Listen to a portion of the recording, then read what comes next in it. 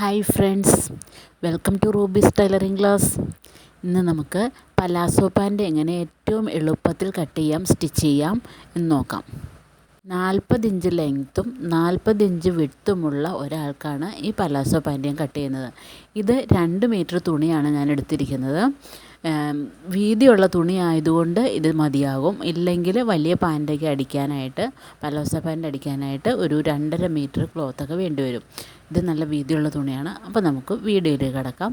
തുണി ഞാനിവിടെ 4ആയിട്ട് മടക്കിയിട്ടിരിക്കുകയാണ്. ഇത് കണ്ടോ, ഫോൾഡ് ചെയ്ത ഭാഗമാണ് എൻ്റെ അടുത്തേക്ക് വന്നിരിക്കുന്നത്. അതായത് ഓപ്പൺ സൈഡ് അപ്പർ സൈഡിലേക്ക് വരണം.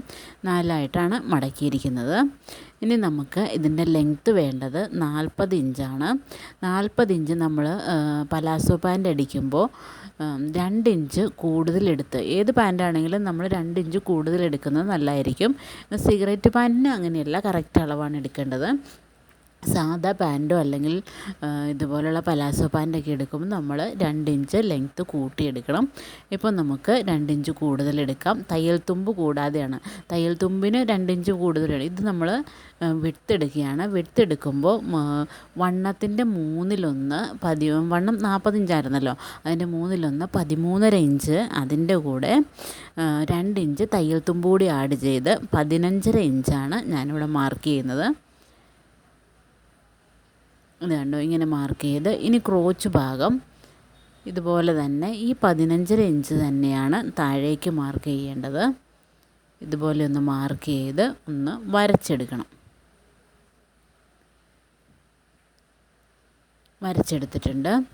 ഇനി നമുക്ക് ഇവിടെ നിന്ന് ഈ ക്രോച്ച് ഭാഗം ഉണ്ടല്ലോ, ആ ഭാഗത്ത് നിന്ന് ഒരു 3 ഇഞ്ചാണ് ഞാൻ കൂടുതൽ ഇങ്ങോട്ട് എടുക്കുന്നത്. ഇത് 40 ഇഞ്ച് വണ്ണമുള്ള ഒരാൾക്കായതുകൊണ്ടാണ് 3 ഇഞ്ച്, അല്ലെങ്കിൽ നമുക്ക് 2.5 ഇഞ്ച് എടുത്താൽ മതിയാകും. ഇത് കണ്ടോ, ഇതൊരു സി രൂപത്തിലായിട്ട് ഇങ്ങനെയൊന്ന് വരച്ചെടുക്കാം.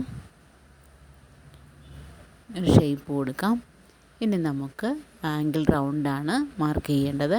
ഇവിടെ പലാസോ പാൻ്റ് ആയതുകൊണ്ട് ഞാനിവിടെ 15 ഇഞ്ചാണ് മാർക്ക് ചെയ്യുന്നത്.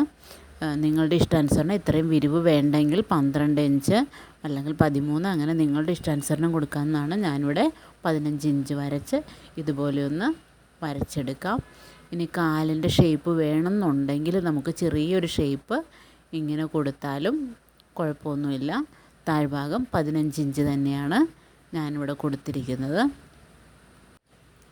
പിന്നെ നമുക്കൊരു പടി കൂടി വേണം കേട്ടോ, ഇതിങ്ങനെ ഷേപ്പ് ചെയ്തെടുക്കാം.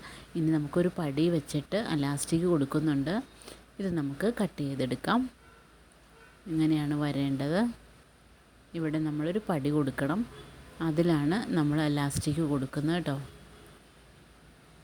ഇങ്ങനെയാണ് ഇതിന് ഒരു പീസ് എടുത്തിരിക്കുന്നത്. നമ്മൾ 2 ഇഞ്ചിൻ്റെ പടിയാണ്. ആ പടി അവിടെ വയ്ക്കാനായിട്ട് 2 ഇഞ്ച് കറക്റ്റ് എടുത്താൽ നമുക്ക് തികയാതെ വരും. അതുകൊണ്ട് ഞാനിവിടെ 5 ഇഞ്ച് വീതിയിലുള്ള ഇതിൻ്റെ നീളത്തിന്, ഇതിന് എത്ര വിഡ്ത്താണോ ഉള്ളത് ആ നീളത്തിനുള്ള തുണിയാണ് എടുക്കേണ്ടത്.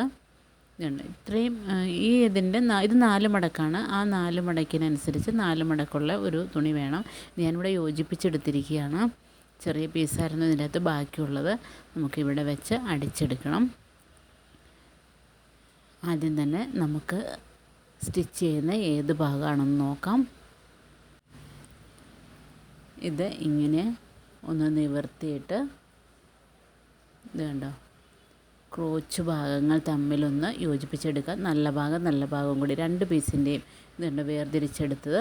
ഇതുപോലെ ക്രോച്ച് ഭാഗം ഒന്ന് ഇതുപോലെ യോജിപ്പിച്ച് വെച്ച്, നല്ല ഭാഗങ്ങളാണ് യോജിപ്പിച്ച് വെച്ചിരിക്കുന്നത്. ഇതുപോലെ പിടിച്ച് ഒന്ന്, അത് കണ്ടോ,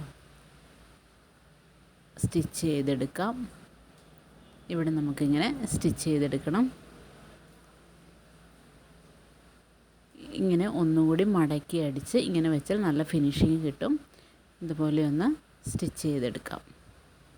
സ്റ്റിച്ച് ചെയ്തെടുത്തിട്ടുണ്ട്. ഇത് കണ്ടോ, അടുത്ത ഭാഗം ഇതുപോലെ തന്നെ ഒന്ന് മടക്കിയിട്ട് ഇങ്ങനെ ഒന്ന് വെച്ച് ഇതേ രീതിയിൽ നമുക്കൊന്ന് സ്റ്റിച്ച് ചെയ്തെടുക്കാം. സ്റ്റിച്ചിങ് ചെയ്തിട്ടുണ്ട്. ഇനി എന്താണ് നമുക്ക് വേണ്ടതെന്ന് നോക്കാം. ഇത് കണ്ടോ, മടക്കി ഇങ്ങനെ അടിച്ചില്ലെങ്കിൽ ഒരു ഫിനിഷിങ് വരില്ല കേട്ടോ. മടക്കി അടിക്കുന്നതാണ് നല്ലത്. ഇത് കണ്ടോ, സൂപ്പറായിട്ടില്ലേ.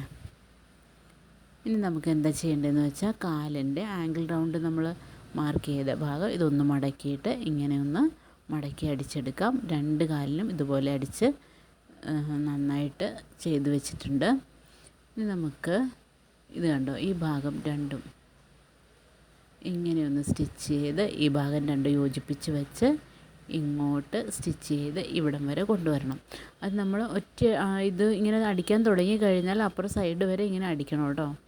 അത് കഴിഞ്ഞ് ഇങ്ങനെ ഒന്ന് മടക്കിയിട്ട് രണ്ടാമതൊന്നുകൂടി മടക്കിയെടുത്ത് ഫിനിഷിങ് പോയിൻറ്റിലെത്തിക്കാം. ഇതിപ്പോൾ നല്ല ഭാഗം രണ്ടുമാണ് എടുത്തിരിക്കുന്നത്. ഇത് നമുക്ക് അലാസ്റ്റിക് ഇടാനുള്ള പടി വയ്ക്കാനുള്ള പീസാണ്. 5 ഇഞ്ച് വീതിയിൽ ഈ പാൻറ്റിൻ്റെ നീളത്തിൽ കട്ട് ചെയ്ത് വെച്ചിരിക്കുന്നതാണ്. നല്ല ഭാഗവും തമ്മിൽ ഇങ്ങനെ ചേർത്ത് വെച്ച് സ്റ്റിച്ച് ചെയ്തെടുക്കാം. പിന്നെ നമ്മൾ അലാസ്റ്റിക് ഇടുന്നത് നമ്മുടെ വണ്ണത്തിൻ്റെ 4 ഇഞ്ച് കുറച്ച് ഉള്ള അളവിലാണ് നമ്മൾ അലാസ്റ്റിക് ഇടുന്നത് കേട്ടോ. ഇതുപോലെ ഒന്ന് മടക്കിയിട്ട് ഇങ്ങനെ സ്റ്റിച്ച് ചെയ്തെടുത്ത് നമുക്ക് ഇലാസ്റ്റിക് കോർത്തെടുക്കാം. ഇലാസ്റ്റിക് ഇടാനായിട്ട് കുറച്ച് ഗ്യാപ്പ് കൊടുക്കണം. അത് കഴിഞ്ഞിട്ട് സ്റ്റിച്ച് ചെയ്ത് നിർത്തുക. ഇത് കണ്ടോ, ഇലാസ്റ്റിക് ഇട്ട് ആ ഇലാസ്റ്റിക് ഒന്ന് കൂട്ടി അടിച്ചിട്ട് അതിൻ്റെ ഉള്ളിലേക്ക് വെച്ച് ഇത് കണ്ടോ ഇങ്ങനെ ഉള്ളിലേക്ക് വെച്ചിട്ട് ഇവിടെ ഒന്നുകൂടി സ്റ്റിച്ച് ചെയ്തെടുക്കാം. നമ്മുടെ പാൻറ്റ്സ് റെഡി ആയിട്ടുണ്ട്. എല്ലാവരും ട്രൈ ചെയ്യണം. സബ്സ്ക്രൈബ് ചെയ്യാത്ത ഫ്രണ്ട്സ് ആണെങ്കിൽ സബ്സ്ക്രൈബ് ചെയ്യണം, ഷെയർ ചെയ്യണം, ലൈക്ക് ചെയ്യണം, കമൻറ്റ് ചെയ്യണം. Thank you for watching this video.